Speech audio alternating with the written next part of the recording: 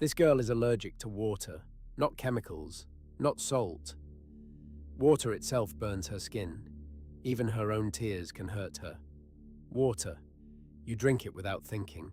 You shower in it every morning. When you cry, it runs down your face and you don't even notice. Water is so fundamental to being alive that we never, not even for a second, stop to consider what it would feel like if water was your enemy. But for a small number of people in the world, it is.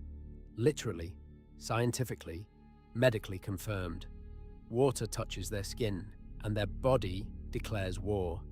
Hives erupt, skin burns. In the worst cases, the throat swells shut. And the most terrifying part, there is no cure. There is no escape. Because water is everywhere, and it always will be.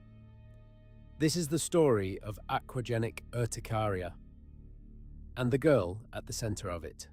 Her name is Alexandra Allen. She grew up in Mapleton, Utah, a quiet town where she dreamed, as a child, of becoming a marine biologist. She wanted to live on a sailboat, to spend her life surrounded by the ocean. It was a dream as natural and ordinary as any child could have. She was 12 years old when everything changed. Her family was on vacation, and Alexandra did what any 12-year-old would do. She jumped into the hotel swimming pool. It felt fine in the moment, normal. But that night, she woke up in the darkness, scratching. Her skin was on fire.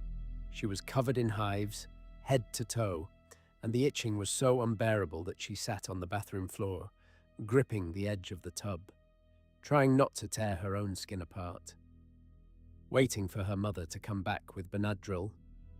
Her family assumed it was the chlorine. They avoided pools. But a few weeks later, Alexandra swam in a lake, one known for having exceptionally clean, pure water. And the same thing happened. Worse, this time. That was the moment her family understood. This wasn't about the chemicals. This was about the water itself. Stop for a moment and think about what that means. Not being able to swim, not being able to stand in the rain, not being able to cry without your tears burning your own cheeks. For 3 years, no doctor could explain it. Alexandra saw dermatologist after dermatologist. They were sympathetic, they were perplexed, and they had no answers. It wasn't until she was 15, sitting at her computer late at night, that she found a medical article describing a condition called Aquagenic Urticaria. She read the description once. Then again, it matched her life perfectly. Down to details she hadn't even thought to mention to doctors, like her chronically dry eyes and the way hot water triggered far worse reactions than cold. She brought the article to her dermatologist the next morning. He read it and agreed on the spot. To confirm the diagnosis, Alexandra sat in the dermatology center at the University of Utah, while 2 doctors and 5 medical students watched as water was applied to her skin. She described the experience as feeling like torture. Within minutes, the hives appeared exactly as predicted. The doctors sat around her in quiet disbelief.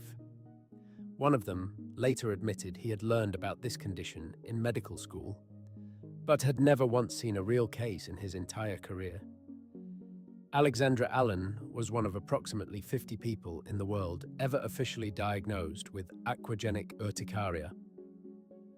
So what is actually happening inside the body? Let's break this down, because the mechanism is strange enough that even scientists don't fully agree on it. When water touches the skin of someone with aquagenic urticaria, the immune system fires. Mast cells, the immune cells responsible for allergic reactions, release histamine, the same chemical that makes your eyes water and your nose run during hay fever. But in this case, the trigger isn't pollen. It isn't a food.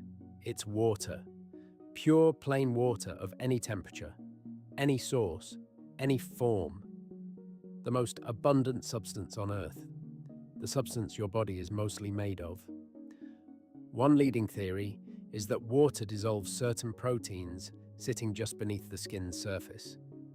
and that dissolved substance is what the immune system reads as an invader. Another theory points to the sebaceous glands producing a substance that water activates, triggering a cascade of inflammation. The honest answer from researchers is that they still don't know for certain, and because fewer than 100 cases have ever been documented worldwide, there is very little funding, very little research, and very little urgency in the broader medical community to find out. What they do know is this: the condition is almost always chronic.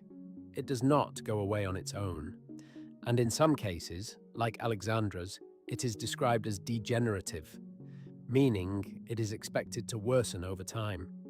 Eventually, for some patients, even drinking water can become a problem, as the lips, mouth, and throat begin to react. The disease first appeared in the medical literature in 1964, described by a dermatologist named Walter Shelley. Over 60 years later, there is still no cure. Think about your morning for a second. You woke up. You probably showered without thinking about it. Maybe you stood in the rain waiting for the bus, or got splashed walking past a puddle, or splashed water on your face to wake yourself up. Small, invisible moments that cost you nothing. Alexandra's mornings look completely different. She limits herself to 2 or 3 cold showers per week, each one as short as possible, because every second under the water is a second of damage accumulating on her skin. She became a vegetarian, not for ethical reasons, but because reducing the oils her body produces means her skin stays cleaner, longer between washes. She cut her hair short to minimize the time spent rinsing it. She stopped using any makeup, lotion, or perfume that contains water as an ingredient. She carries hand sanitizer everywhere instead of washing her hands at sinks. She checks weather forecasts obsessively, because being caught in rain without an umbrella isn't an inconvenience for Alexandra. It's a medical emergency. Humid climates are especially dangerous.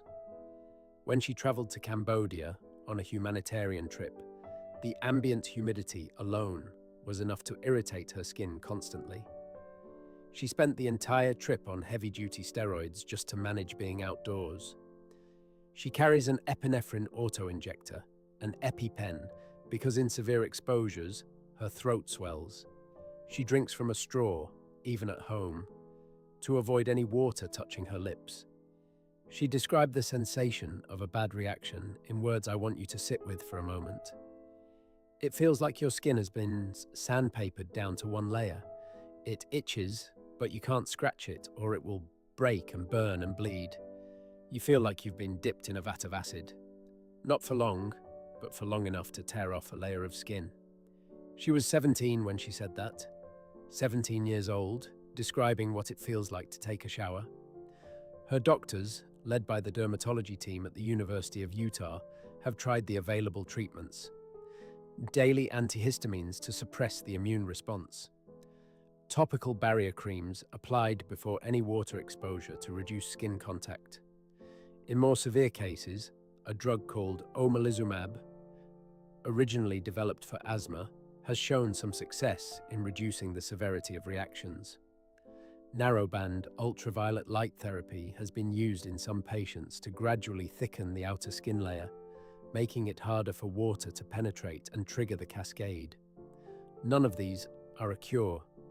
All of them are management. Strategies to make the unavoidable slightly more survivable. When Alexandra's story broke in 2015, it spread across the internet within hours. A BC News, People magazine, Time, all within a single day. And the reason it went viral wasn't because it was shocking in a morbid way. It was because it was so quietly, so completely, so fundamentally unfair. Water, of all things. The one substance no living thing can survive without. And her body treats it like poison. But here's what I think is the most important thing about Alexandra's story. And it's something she said herself on her blog to the other people out there living with conditions like hers. There will be days when you lay in bed covered in hives and think that maybe you're a flaw in the assembly line of humanity, a printing error in the contract of life. She wrote that. And then she kept going. She still went to Cambodia. She still traveled. She still showed up, wrapped in a rain poncho, carrying an EpiPen, checking the weather. But she showed up. Somewhere out there right now, there's a 14-year-old who can't go swimming with her friends when they invite her, who feels like a freak, who doesn't have a name for what's happening to her body. Alexandra wanted her story told so that girl could find it. I think that's worth something. I want to ask you, what would you find hardest to give up if water became your enemy? The shower, swimming, standing in the rain? Tell me in the comments. I read every single one. And these conversations are genuinely the best part of running this channel. Subscribe so you don't miss the next case. They only get stranger from here.